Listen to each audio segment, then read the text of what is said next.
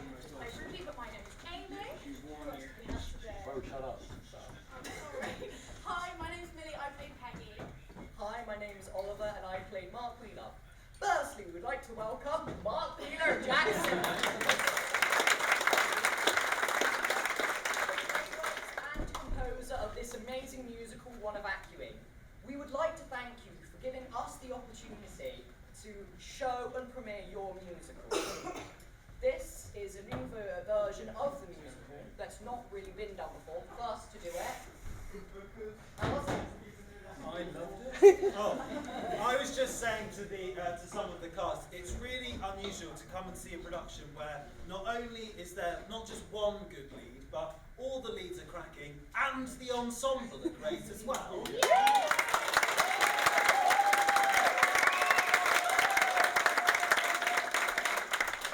I really loved it, and I loved some of the imaginative things that you put into it.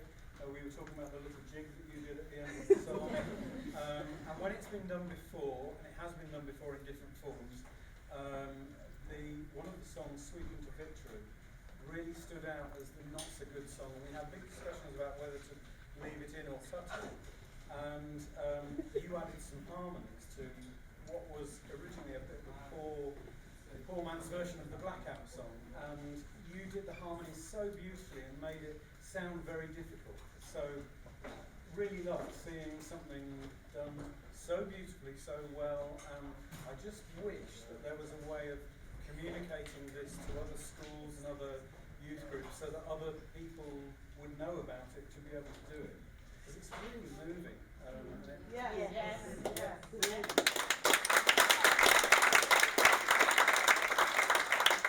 What would you say the development of ONE EVACUEE has been?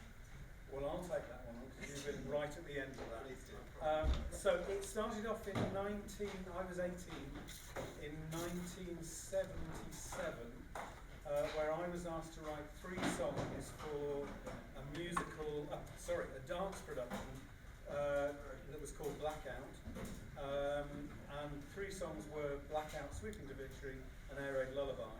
And they went into this dance production. And we even made a little vinyl 45 record. So I've got a record at home. I should have bought one and given it to you because quite nice. I've got a pile of them up in the attic. So that's how it began. 2 years later, I was working in a school in Milton Keynes, and I had run out of people to write scripts for me because I just wrote the songs originally, not even the lyrics, just the music. And I got a group of young people together, and we developed a story based loosely on my recollections of my mum's experiences as an evacuee. And also, I think at that time there was a program called Evacuees that had been on BBC, and that had made a really big impression on me. And it kind of merging all those things together came up with this story. And I remember the little girl who played Jeannie, who was originally called Rachel.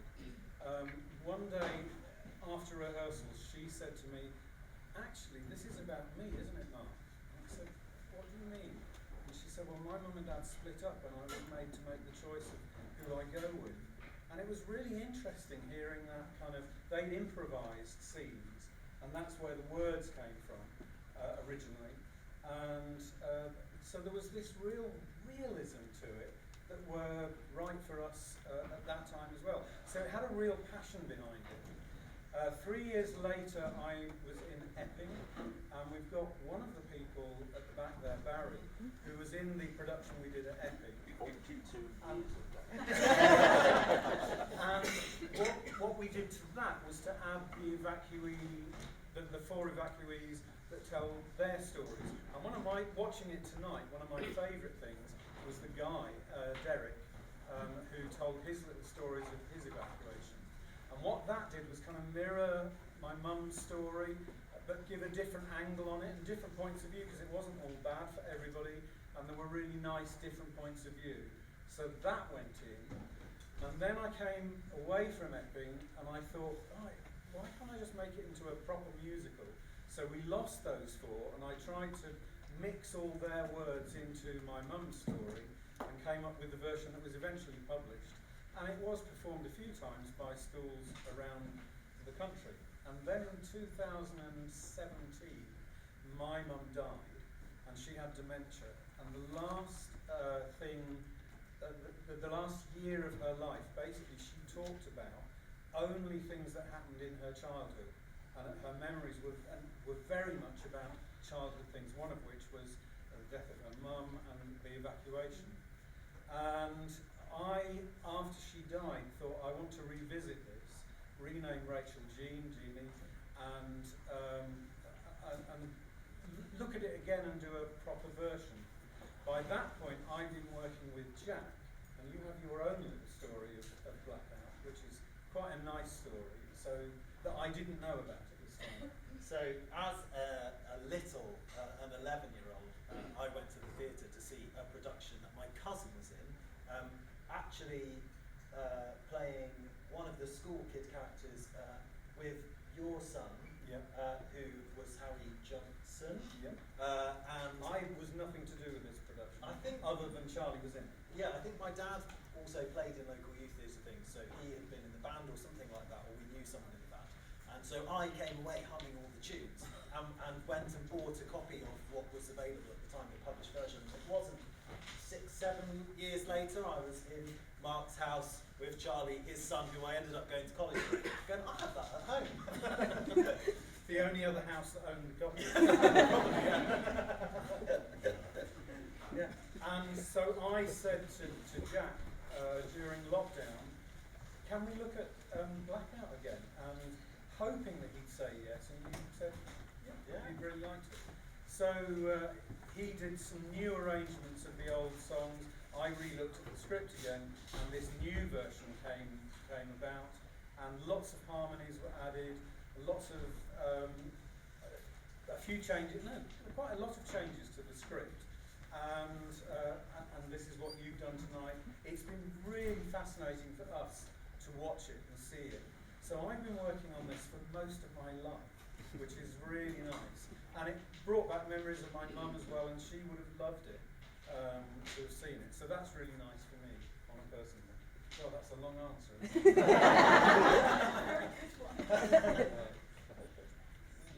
Well, you're talking about music, it's actually a great segue for the next question. As you know, there is a plethora of genres and reprisals of each and every song in this musical. What was the inspiration behind the creation of these songs?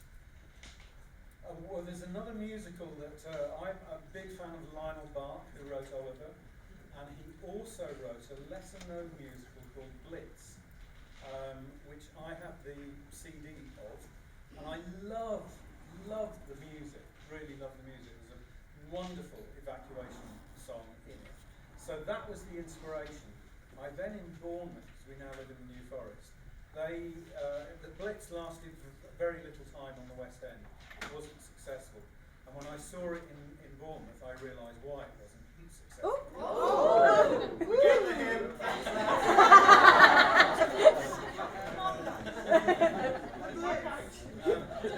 The script to Blitz was awful. I mean, really dreadful. So the music still is lovely, and I just feel this is something that is really moving, and it's got the script writers as well as I'm growing my own trumpet, but it's got the script writers as well as the music, and the two merge together. And one of the things that we were saying is, do we need to edit it even further? So that's one of my kind of objectives to look at tonight. I'm interested to chat to Debbie about that and hear from you, whether you think there are other little bits that could go just to make it a tiny bit tighter.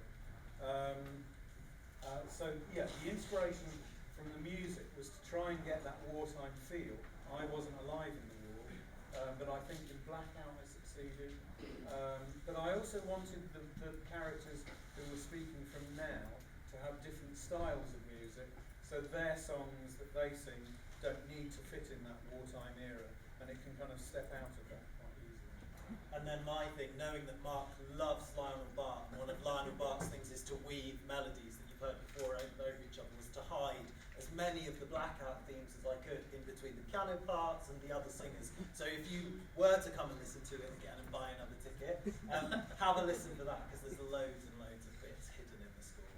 And I also asked Jack, as a kind of, he didn't need a bribe to be honest, but I said, I'd like you to contribute one song, because there's one song that I'd done that was really bad. And I want you to do that music and lyrics. So he took on the song at the party, just before she hears about her mum. And so it was lovely to hear your song in the musical as well. And I think that's a really lovely song. And someone in the audience said to you it had a feel of kind of Tim Minchin and Matilda type song. So that was a nice compliment to get. Obviously, this is just a starting point. We are the first people to perform this, but what are your hopes for this musical in the future? I'll say West End would do it. That's a classic Mark answer. I'm just really happy that people are having a nice time. Oh, and I'll say Broadway would be. Welcome. Absolutely, yeah. Really good. Some of my plays have involved, so one that took off, a young girl called Faye Davis played Judy in Too Much Place for Judy when that started to tour. She was in the youth theatre production, and the professional company who took it on, they sold it to a road safety organisation who said, we'll buy an 8-week tour, 2 performances a day, but you've got to get the girl from the youth theatre to agree to do it as a professional contract. We won't have it unless you do that. Faye got her first acting job from that, and she became an actress, and I'm still in touch with her today. So yeah, so very much so. We'd be really keen. If Broadway come knocking, we'll talk to Debbie and get you to audition. Okay, finally from us. You're more known as a playwright, writing plays such as Kill Jill, Too Much Punch for Judy, Game Over, Butcher Chicken, Platform More. But we want to know, specifically for this musical, One Evacuee, why did you choose to make this one a musical? Because at that point I wasn't writing plays at all. So the truth is, I'm a failed rock star. I wanted to be Ziggy Stardust. That was my ambition. And no groups in the school that I was at, and I went to school locally in Marwood, comprehensive school in Bristol, in Thornbury, and none of the groups who existed at Marwood would play my songs, so I had to put on little musicals, and I think, I don't know whether somewhere, is David Wrench here? Yeah, David is here, who was a school friend of mine the year below, and he contributed to one of those little musicals that we did. And I think he wrote the script. He thinks he made some contributions. I don't know. I've yet to look it up. So I got other people to do the bit of writing and stuff. So all I did for the original version was to put the script together. And then I became more well known for doing scripts purely because I didn't have David Wrenches and people around who I could ask to do scripts, so I had to get my arse off the chair and do it. So that's what I did, and once you've sold a script, it becomes much more easy. So I do get commissioned to write scripts. 2 years ago, I did have a commission to write a musical. I'd much rather do musicals. And the other thing is, I can't do computery music. So Jack can put it onto a computer and make it look pretty. I can play it and sing it. Yeah. So I can't do all that stuff.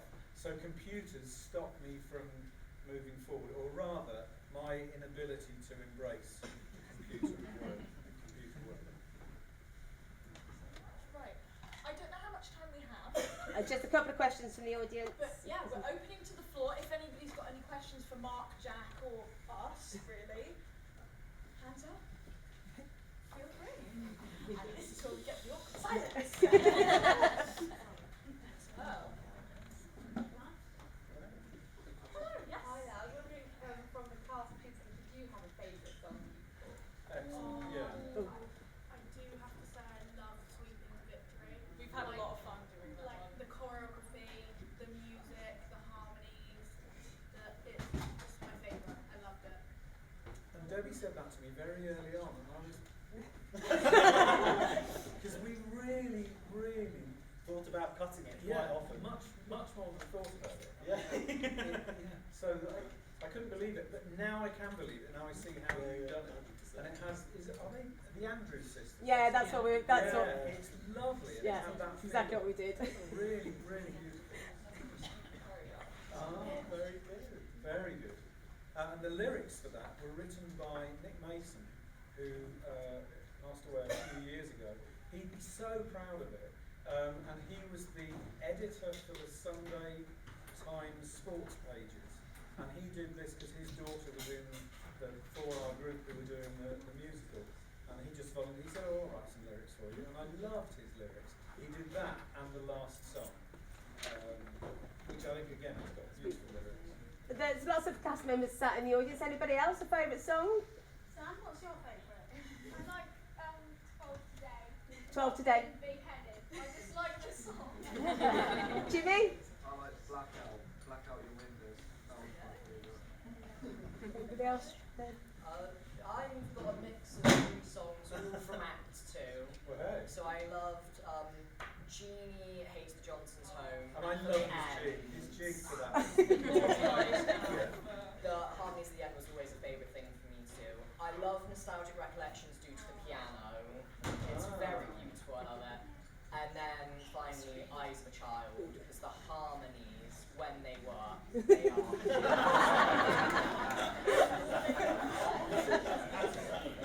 There's a brief Eyes of a Child story, and I don't know whether it's true or not, but I wrote that in 1979. It was originally called The Year of the Child, because it was written as a Year of the Child song. And the guy who asked me to write it ran this dance group. It was my last production with them. When I wrote it, he loved it. And he was friends with Boney M.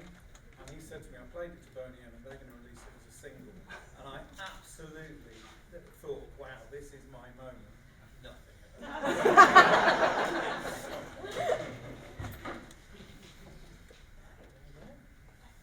Yeah?